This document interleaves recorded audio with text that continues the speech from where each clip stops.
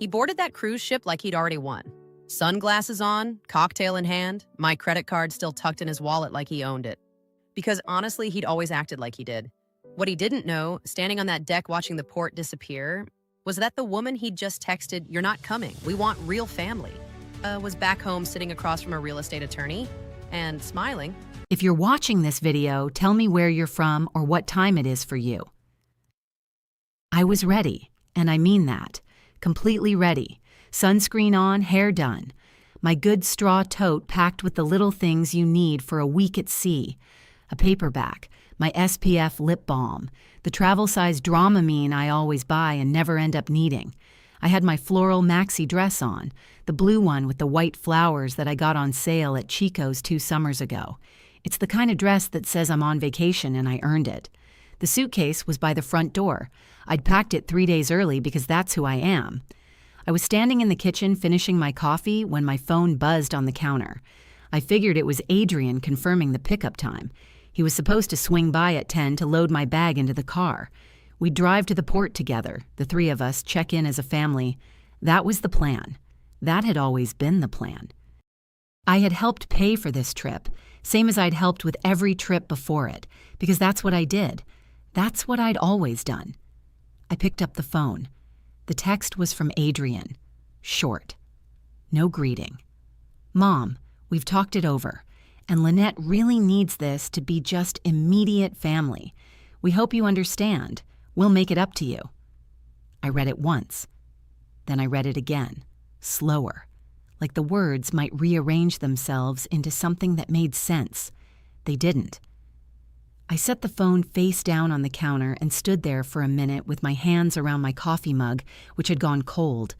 The cruise left at noon. It was 8:47 in the morning.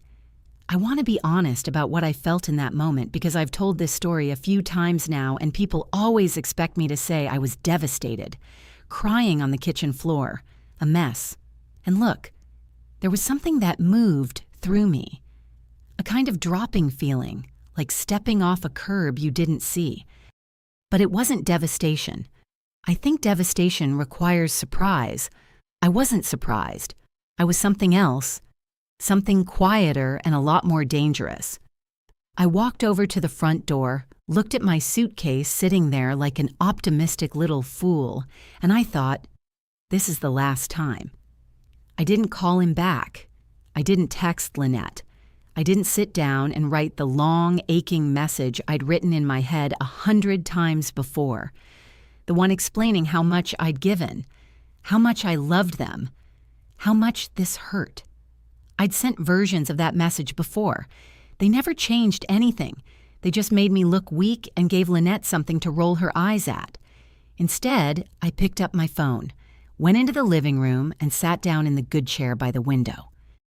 I looked out at my front yard, the rose bushes I'd planted myself, the clean little walkway, the neighborhood I'd lived in for 22 years, and I thought very carefully about what I actually had and what I could actually do with it. By the time I finished thinking, the coffee was fully cold and I had made up my mind. Here's the thing about being erased slowly. It happens so gradually that for a long time you don't even have a name for it. You just keep adjusting, making yourself smaller, explaining the ache away. Adrian met Lynette 9 years ago. She was smart, pretty in that polished way, the kind of woman who always seemed to be performing for a room, even when the room was just your living room. I tried to like her. I genuinely tried. I brought her flowers the first time I came for dinner. I complimented her cooking even when it wasn't particularly good. I bit my tongue when she corrected Adrian in front of me, or when she'd make these little digs wrapped in smiles. You know the kind. The first year was fine. The second year, Sunday dinners started becoming less frequent. Adrian always had a reason. They were busy. Lynette had a work event. They were exhausted. I understood. Life gets busy. I kept showing up when they did invite me. Then the invitations started drying up for things that mattered. Briella's baby shower. I found out about it afterward through Lynette's sister posting on Facebook. There were photos of this beautiful little gathering with pink balloons and a cake, and Lynette's whole family laughing together, and I had not been told it was happening. When I asked Adrian later, he said, "Oh, it was kind of last minute, we thought you knew." He couldn't even hold eye contact when he said it. Their anniversary party, same thing. I heard about it from a neighbor who'd seen the cars outside. But here's what never dried up: the requests. When Lynette decided she needed a kitchen renovation and their budget came up short, I made up the difference, $11,000. I didn't ask for repayment. I said it was a gift because I didn't want to make things uncomfortable. When their car broke down during that terrible winter we had 3 years ago, I loaned them mine for 6 weeks. When the pandemic hit and Adrian called me sounding scared, saying they were behind on the mortgage, I transferred money without asking when they'd pay it back. Because they were my family, because I loved my son, because I kept believing that the relationship would find its footing, that Lynette would come around, that things would get better. The cruelest part was Briella. My granddaughter was 8 years old when I started to notice that my access to her was being managed. Visits got shorter, plans got canceled.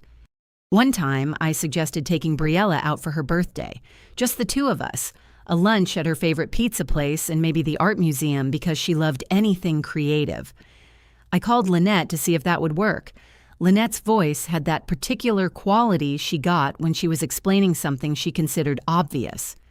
"Briella's schedule is very structured right now, Joyce. We're keeping things consistent for her, maybe closer to summer." Closer to summer came and went. The invitation never arrived. I saw the birthday photos on Instagram 2 weeks after the fact. Lynette's family front and center, Briella in a party hat, everyone grinning around a cake I had never even known existed. I went to my guest room that night and sat on the edge of the bed and held very still for a long time. I still didn't stop helping. That's the part I'm least proud of, if I'm honest. I don't say that because I regret helping Adrian. I regret that I kept handing over money and resources and love without ever making anyone account for anything. I was so afraid of losing what little access I still had that I kept paying for the privilege of being slowly pushed out. The mortgage was the last straw, but not because of the money. A month, not a year, not 6 months. 1 month after I made the final payment on that house, the house my name was still on, my son sent me a text at 8:47 in the morning telling me I wasn't real family. 1 month. I sat in my good chair by the window and I let that land, and then I went to get the folder. My study is a small room off the hallway. Adrian always called it cluttered. He wasn't wrong. I have too many books and too many papers and a filing system that only makes sense to me. But I know exactly where everything is. The bottom left drawer of my desk has a blue accordion folder. Nothing fancy, just a thick blue folder held shut with an elastic band. I've had it for years. It holds the documents that matter, the ones you never want to need. I sat down at the desk, pulled out the folder, and spread the contents on the surface in front of me. The deed to the house. My name at the top as primary owner. I'd always intended to sign it over to Adrian eventually. He'd bring it up sometimes, and I'd nod and say, "Yes, we should handle that." And then it would drift away because there was always something more immediate. And he'd say, "What are you worried about, Mom? We're family." And I'd feel guilty for having hesitated at all. There were the transfer receipts. Every payment I'd made toward that mortgage over the years, documented. The pandemic transfers, the renovation loan, all of it. My name, my money, my paper trail. I sat there and went through every page, not in a panic, not crying. Just reading carefully, the way you do when you need to know exactly what you're working with. The house was worth, at that point, somewhere in the range of $340,000, based on what similar homes in that neighborhood had sold for in the last year or so. The remaining mortgage balance was paid off. The deed was mine. I had never transferred ownership to them. I thought about the last time Adrian had brought it up. Maybe 2 years ago, casually, over dinner. I'd said I'd call the attorney soon and get the paperwork sorted. and Lynette had looked at Adrian across the table in that way she had, like they were communicating on a frequency I wasn't supposed to hear. And Adrian had said, "Oh, don't worry about it, Mom. We trust each other." I put the papers back in the folder, refastened the elastic band, and placed it in my tote bag. Then I called Maxwell Pruitt. I'd used Maxwell for almost 12 years. He handled my will, my mother's estate, a boundary dispute with a neighbor back in the early days. He was thorough, plain-spoken, and he didn't waste words. I left a message with his assistant saying I needed to meet the next morning. It was urgent, and it was about a property matter. She called me back within the hour with a 9 o'clock slot.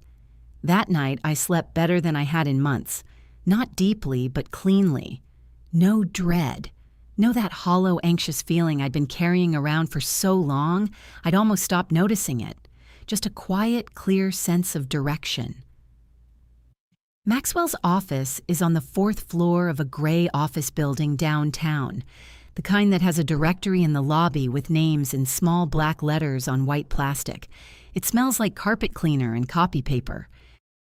His assistant, a woman named Rosa, has been there almost as long as he has, and she always has a box of decent tissues on the corner of the front desk. I've needed them before, not that morning. I sat across from Maxwell in the good client chair, and I laid everything on the table. Not dramatically. No speeches. I told him what had happened with the text, gave him the timeline of the last several years. The dinners, the events I'd been excluded from, the money, the payments. Then I opened the blue folder and put the documents in front of him. He read them in silence. Maxwell reads everything twice. He put the papers down and looked at me over his glasses. "Joyce," he said, "you understand what you have here?" It wasn't a question, but I answered it anyway. "I think so." "Legally, the house belongs to you. You are the primary owner of record. The deed has never been transferred. You can sell this property at any time. You don't need their permission, and you don't need to give them prior notice." I nodded. "What about their belongings inside?" He took his glasses off and set them on the desk. "You give them reasonable time to remove personal property. 30 days is the standard. It should be handled formally. Inventory, storage, documentation. So everything is above board and there's no dispute afterward. Can we arrange for that? The inventory, the storage, professionally?" "Absolutely. I'll coordinate with a licensed company. Everything will be photographed, cataloged, and stored under your name. They'll have clear instructions on how to retrieve their property." I sat back in the chair. Here's the feeling I had walking out of that building. I've tried to describe it to people, and I always fumble it a little. It wasn't triumph, exactly. It wasn't glee. It was more like standing up straight after carrying something very heavy for a very long time and realizing your back doesn't hurt anymore. A kind of physical relief deep in the chest, not the power of revenge, the power of correction. That's the word. Like something was finally being corrected. I thanked Maxwell, confirmed we'd speak again within the day, and went to make one more phone call.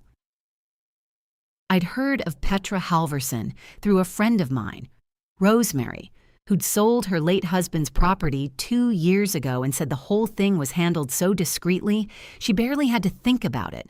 No yard sign, no open house full of strangers walking through your kitchen, just qualified buyers, proper paperwork, and a clean close. I called Petra that afternoon.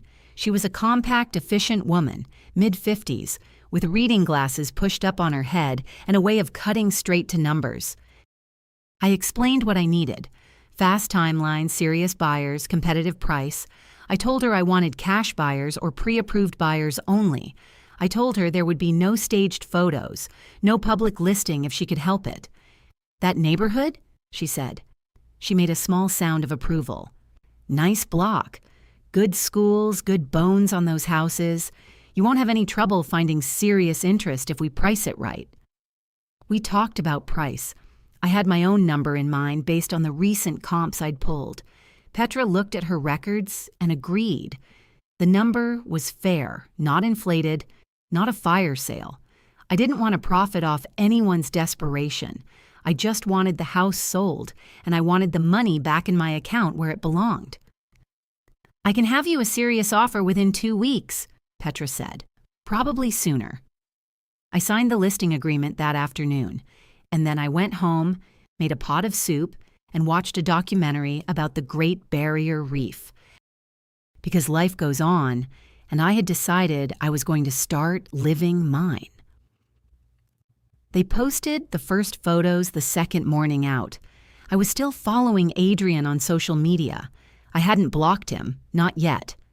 Part of me wondered if he'd reach out, say something, acknowledge what had happened. He didn't, but the photos came. There was Lynette on the deck in a sundress, one hand holding a cocktail the color of a sunset, the other shielding her eyes from the glare. Big smile. There was Adrian in his sunglasses by the railing, looking like a man without a single thing on his mind. And there was Briella in her little life jacket at the kids' splash area, grinning that gap-toothed grin I'd loved since she was a baby. I looked at those photos for a moment, and then I put my phone down. 2 days later, my bank sent me an alert. An unfamiliar charge on the credit card I used for travel, the one that had been linked to the cruise reservation from when I originally helped book it. I'd forgotten it was still connected, or maybe I'd trusted that Adrian would remove it.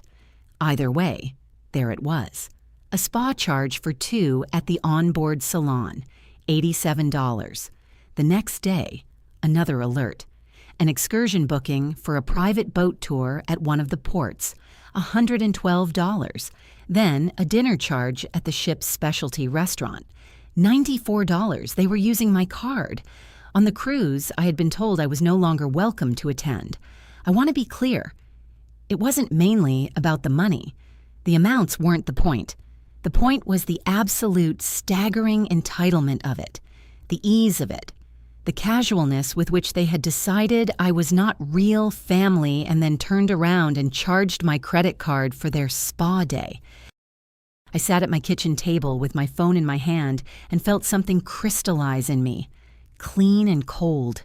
This was exactly the information I needed, not because I'd had any doubts, but because sometimes you need the universe to confirm that you are not crazy, that what you have been experiencing is real, and that the decision you have made is correct.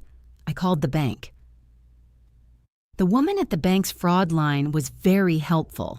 I explained that I had charges I hadn't authorized, and I needed the card frozen immediately. She walked me through it. Done in 4 minutes. Then I went into my contacts and blocked Adrian's number and Lynette's number, one after the other. No ceremony, just the tap of a button each time. From this point forward, Maxwell would handle all communication. I'd already told him that was the plan. He was ready. I didn't feel sad doing it. I want to say that plainly. I'd been grieving this relationship in pieces for years. The actual formal act of blocking them felt less like loss and more like finally stopping a bleeding that had been going on too long. I sent Maxwell a text. Card has been frozen. Numbers blocked. Ready to proceed. He responded within the hour. Understood. I'll draft the communication protocol. Keep your phone off over the weekend if you can. I took his advice. I went to Rosemary's that Saturday. We sat on her back porch and drank lemonade and talked about her garden and a book club she'd joined, and the news, which was the usual mix of absurd and alarming. I didn't tell her what I was doing. I didn't need to. I just needed an afternoon of ordinary human company, the kind where nobody needed anything from me. It was the best Saturday I'd had in a long time. 10 days after signing the listing agreement, Petra called with the news I'd been hoping for. I have a couple, she said, the Okafor Halls. They've seen the listing, they toured with me yesterday afternoon, and they love it. They're coming in close to asking price. Clean offer, minimal contingencies. I think this could close fast. I felt a genuine lift. This was going to work. The timing was going to line up. 48 hours later, Petra called again. Her voice was careful. Joyce, the Okafor Halls did their walkthrough with their inspector this morning. The HVAC system flagged. It's the original unit. over 18 years old. Their inspector said it's functional, but at end of life. The husband is using it as a reason to back out. He doesn't want the first winter in the house to be a surprise. I was quiet for a moment. Can we negotiate on price? I tried. He's firm. He said he's seen this situation go badly before and he'd rather just find something with newer systems. I thanked her, hung up and sat with it for a few minutes. I was frustrated. Not at Petra, not really at the buyers, just at the delay. The cruise was 2 weeks long. I didn't know exactly when Adrian and Lynette would be back. I called Maxwell. He listened and then said very practically, "Get the HVAC replaced. It'll cost you somewhere around $4,000 to $6,000, but the listing will be cleaner and you won't lose another offer over it. It's the right move." He was right. I knew he was right. I found a contractor through a friend's recommendation. He could start within the week. I authorized the work, absorbed the cost, and told Petra to hold off relisting until the system was in. 2 weeks I'd counted on had turned into 3, maybe 3.5. I sat with that and reminded myself, the outcome doesn't change. The timing might shift, but the outcome does not change. The contractor came on a Tuesday. Big van in the driveway, equipment going in and out through the side gate. I was there to oversee it. I didn't want to leave a crew alone in that house without someone present. I was standing in the driveway around 11 in the morning, holding a coffee and watching them work, when the neighbor from next door came out. Her name was Harriet Boone, retired schoolteacher, 72 years old, sharp as a tack, not particularly interested in small talk for its own sake. I'd spoken to her a handful of times over the years when I'd been at the house visiting Adrian and Lynette. She'd always been pleasant but quiet, the kind of neighbor who nods and goes about her business. She walked over to the fence, looked at the van, looked at me. "Something wrong with the house?" she asked. "Just the HVAC," I said. "Replacing it." She studied me for a moment. "You selling?" I looked at her. I didn't have any particular reason to lie, so I told her the short version. Yes, I was selling. It was my house, legally mine. My son and his wife were on vacation, and when they got back, things would be different. Harriet was quiet through all of that. She had this particular stillness about her. Not cold, just contained. "That daughter-in-law of yours," she said finally, "has been telling people on this block for 2 years that you're difficult, that you can't stay out of their business. I figured she was the difficult one, but it wasn't my place to say." I looked at her. "I'm sorry," I said, because I didn't know what else to say. "Don't be sorry," she said, well, I hope it goes well for you." She gave me a small nod and turned back toward her house. I stood there and filed that away very carefully. Harriet Boone, neighbor, paying attention, not particularly fond of Lynette. Sometimes you meet people at exactly the moment you need to. The new HVAC unit was in by Thursday. Petra relisted Friday morning. Same price now with a note in the agent remarks that the system had been fully replaced. By Monday, she had an offer, the Vasquez family. Rafael and Carmen relocating from out of state for Rafael's new position at the hospital. They had 2 kids in middle school. They'd been renting for the past year while they looked for the right house. And they were ready to move. Pre-approved, serious. They wanted to close in 2 weeks. Petra sent me their offer letter. It was clean. I read through everything and then called Maxwell. "This is your buyer," he said. "I think so too. I'll review the contract tonight and we'll execute first thing tomorrow." I signed the paperwork the next morning. The deal was moving. I asked Maxwell to coordinate with the moving and storage company to schedule the inventory of Adrian and Lynette's belongings. Everything inside the house needed to be cataloged, photographed, and transferred to storage before the Vasquez family took possession. Maxwell said he'd have it arranged within the week. I did the math on the timing. The cruise was supposed to end in 4 days. Adrian and Lynette would be home around then. The closing was set for 11 days out. The inventory and move needed to happen before closing. ideally in the next 5 or 6 days. It was tight, but it was going to work. 3 days after signing the offer, I received a voicemail from a number I didn't recognize. I almost didn't listen to it. I'd been ignoring a lot of unknown calls lately, assuming they were related to Adrian somehow. Word travels, and I knew it was possible Lynette had rallied some people. But something made me play it. The voice was a woman, maybe in her early 40s.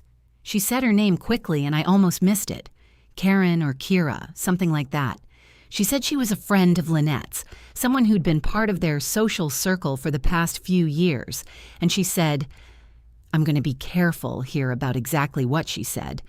She said that Lynette had been telling people that I was having memory issues, that I was mentally declining, that the house situation was the result of me not understanding what I was doing, and that they were going to need to challenge the sale on those grounds. Then she said, I don't think that's right. I don't think you should let that go unchallenged without knowing about it. And then she hung up. I sat with that voicemail for a full minute. Then I called Maxwell. Forward it to me right now, he said. I'm trying, I said. I pulled up the voicemail. My phone was running an update. It had been running it in the background for the past hour. I went to forward the message and got a loading screen. Then the app refreshed. The voicemail was gone. I searched for it everywhere. I called my carrier. The voicemail had not saved properly during the update. It simply hadn't been retained. There was no backup. It was just gone. I told Maxwell. He was quiet for a moment. That's unfortunate, he said. It was potentially useful. Can they actually do that? Challenge the sale on the grounds that I'm declining? They can try, Maxwell said, but the attempt won't go anywhere. You have a completely clear paper trail. The deed has always been in your name.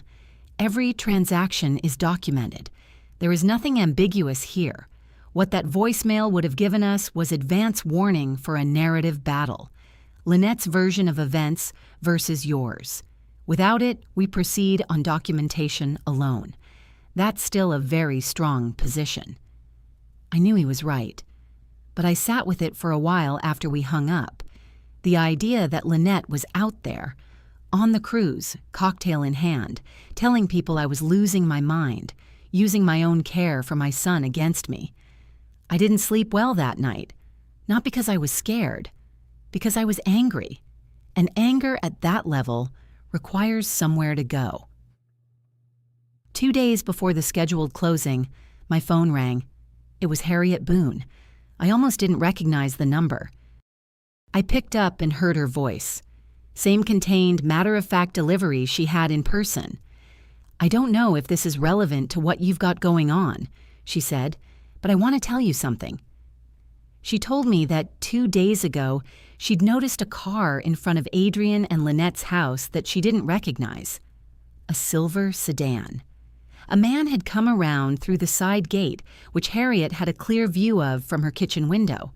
He came back out carrying boxes. 2 trips, then a 3rd trip with a large duffel bag and a rolled-up area rug.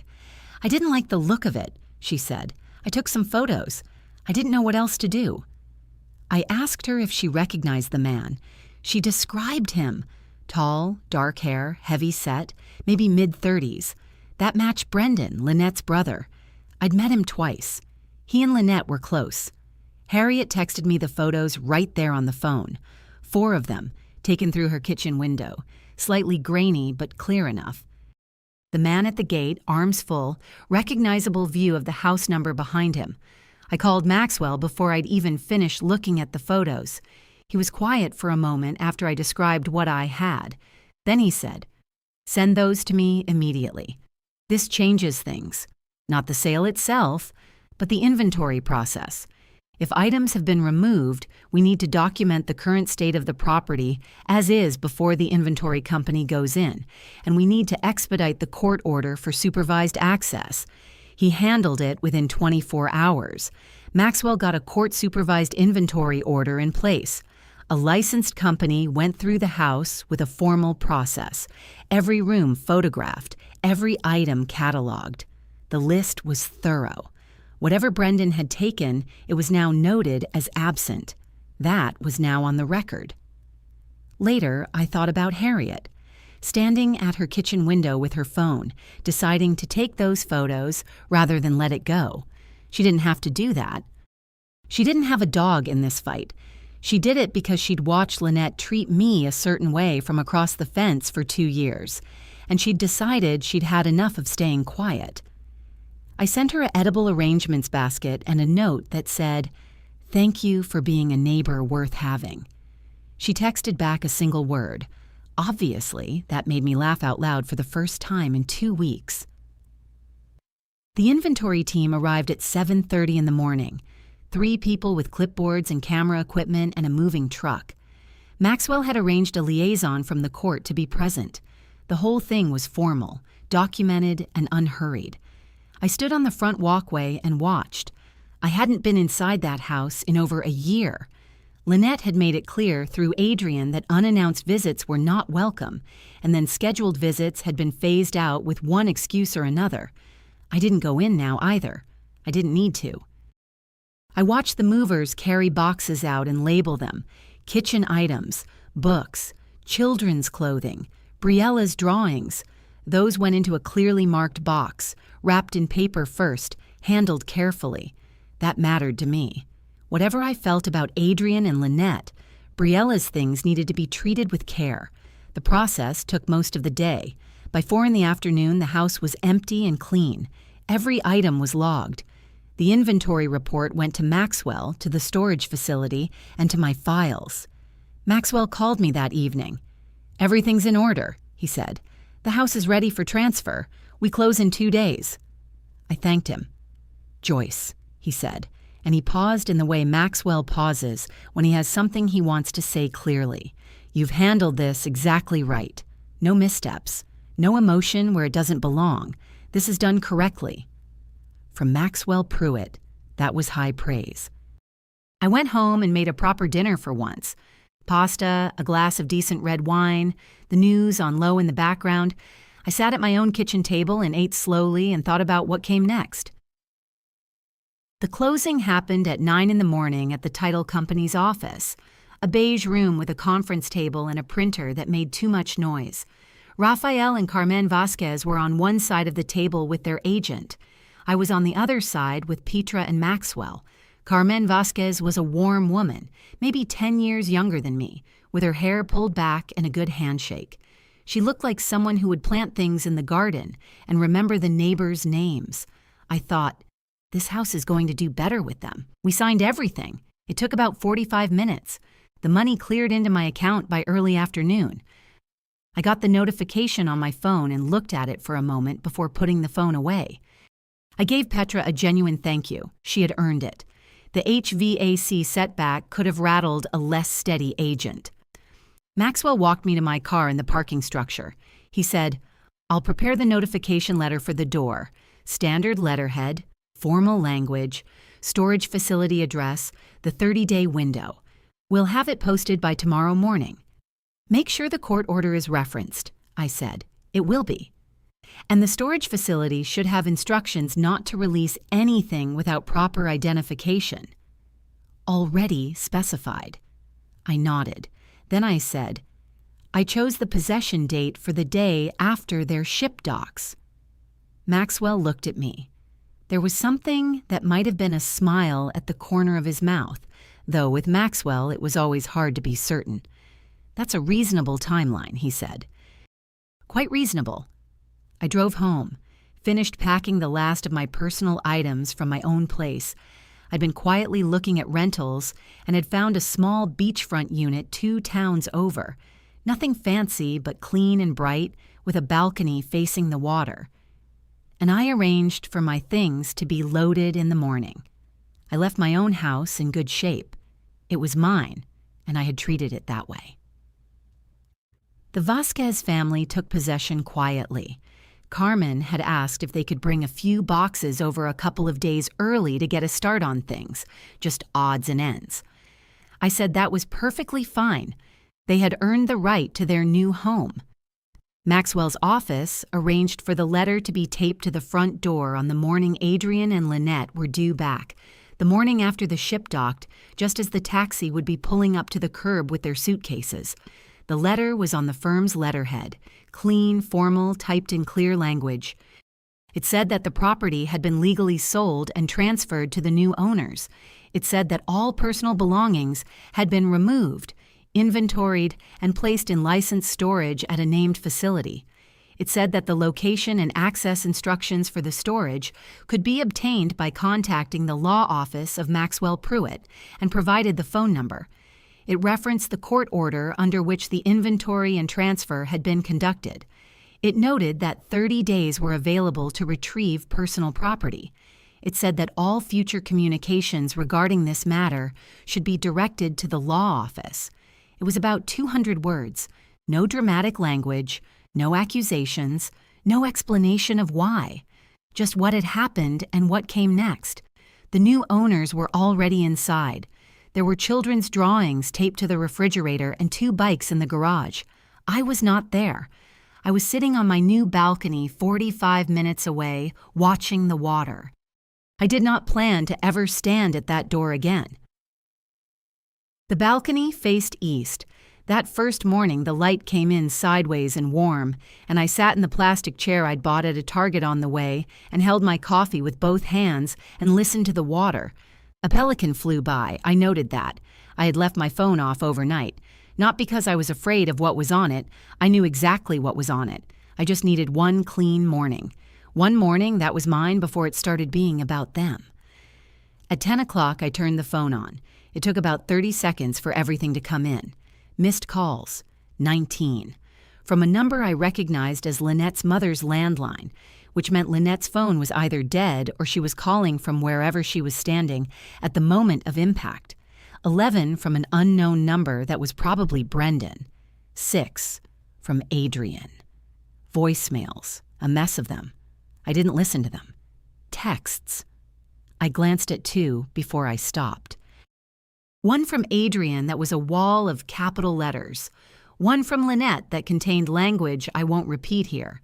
Then there was a text from Maxwell, calm as ever. As anticipated. First contact from their attorney already. Happy to brief you when you're ready. Enjoy your morning. I put the phone face down on the patio table. I finished my coffee. A second pelican flew by, or maybe the same one. I thought about Briella opening her box of drawings at the storage facility and hoped they'd been packaged carefully enough. I thought about whether I was hungry enough for breakfast yet. I thought about nothing in particular for a while. Then I went inside and made eggs. That was the morning after. That was what the payoff looked like. Not a confrontation, not a dramatic scene, not anyone on their knees. Just a woman on a balcony with a coffee and the sound of water and a phone she didn't need to look at right away. That was enough. That was more than enough.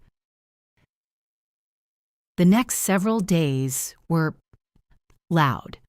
Not for me, but loud in the general vicinity of my life. Maxwell briefed me over the phone each evening. He kept the summaries short because he knew I didn't need every detail. Adrian's initial position. The house was theirs. They'd paid installments for years. This was theft and fraud, and he was getting his own attorney. Maxwell's response. A clear and documented accounting of every payment toward the property over the life of the mortgage, cross-referenced against my transfers, showing unambiguously that the payments Adrian and Lynette had made amounted to a fraction of the total, and that my name had never been removed from the deed. Adrian's attorney. Whoever he'd found quickly, because he hadn't had a relationship with one beforehand, reviewed the documentation and grew quiet. A week in, Maxwell told me they were no longer threatening legal action. They were asking about retrieval timelines for the storage facility. Lynette, meanwhile, had posted something online. I heard about it from Rosemary, who texted me. Lynette is saying some things on social media. Do you want me to tell you? I texted back, no. Rosemary. Okay, for what it's worth, nobody who knows you is buying it. That was enough for me. Adrian called Rosemary at some point. I learned this later, trying to get her to intervene, to speak to me, to arrange some kind of conversation. Rosemary told him, very kindly, that she wasn't the right person for that and that he should talk to his mother directly when she was ready. Then she called me. "I didn't say anything that wasn't true," she said. "I know," I said. "Thank you." She asked me how the new place was. I told her about the pelicans. She said that sounded right and she meant it. The 30 days came and went. Adrian and Lynette retrieved their belongings from storage. All of it, the inventory confirmed. The storage facility was cleared. The file closed. I did not hear from my son directly. He had my new number. I'd updated it with Maxwell in case of emergencies. But he did not call it. I don't know what he told himself about why. Maybe he was still too angry. Maybe he was ashamed. I couldn't carry that question anymore, so I set it down. 6 weeks after the closing, my cell phone rang with a number I didn't recognize.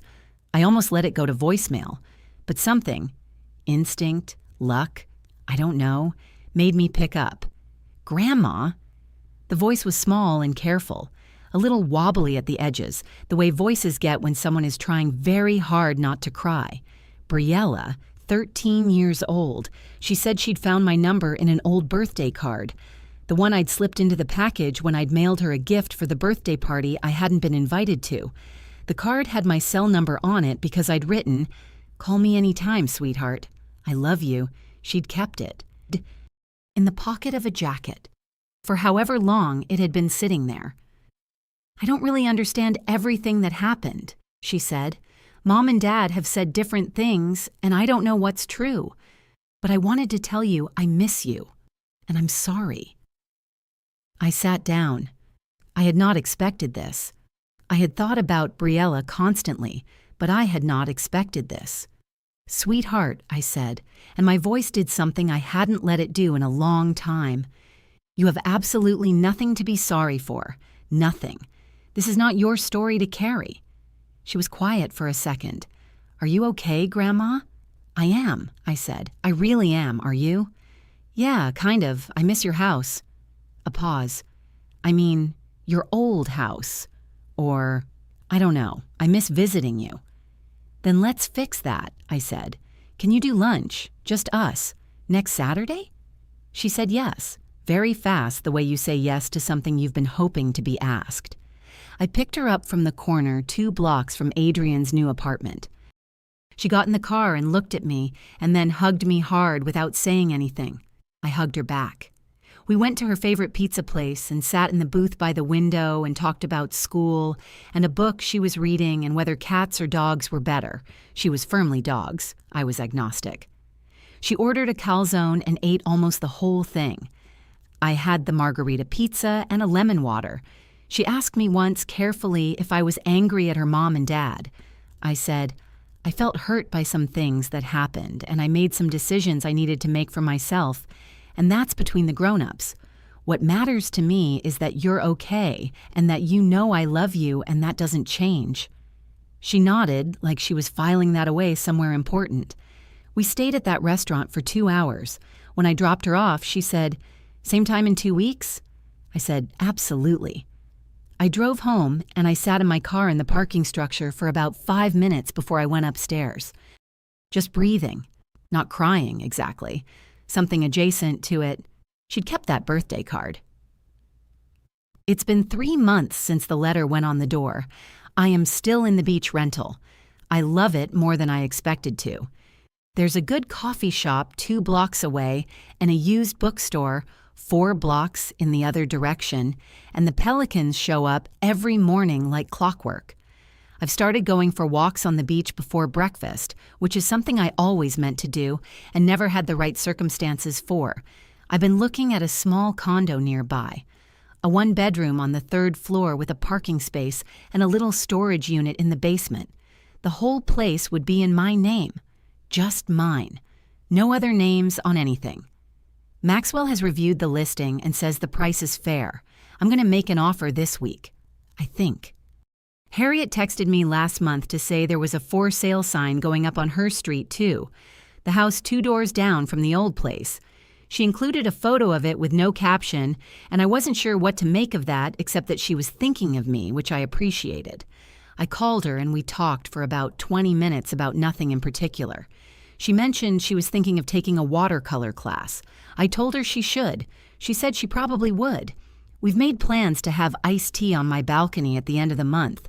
I'll make my biscotti. Briella comes for lunch every other Saturday. We have a standing reservation at the pizza place now. They know our booth. She started showing me the stories she writes for her English class. They're good. She has a real instinct for dialogue.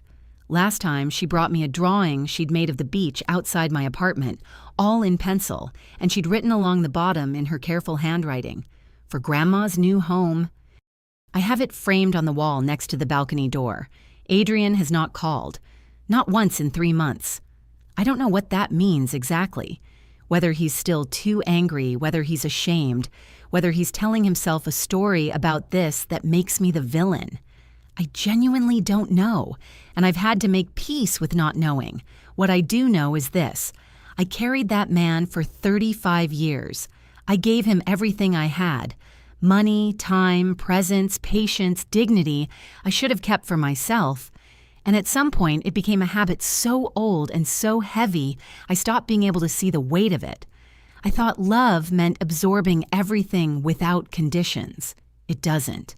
Love with no bottom to it isn't love. It's a slow erasure. And I was disappearing. I'm not disappearing anymore. Lynette has apparently completed some kind of court-ordered family counseling as a condition of maintaining contact with Briella. I know this because Briella mentioned it, briefly, without details. She said, "Mom seems different lately. I don't know if it'll stick." I said I hoped it would, and I meant that. Whatever Lynette is or did, she is Briella's mother, and Briella needs a mother she can count on. I don't have any interest in being part of a story where Briella loses everyone. Some mornings, I wake up and I think about Adrian, and I feel not much, honestly. Or maybe I feel a kind of grief that has finished moving through me and is now just a mark, the way a scar is a mark. It's there.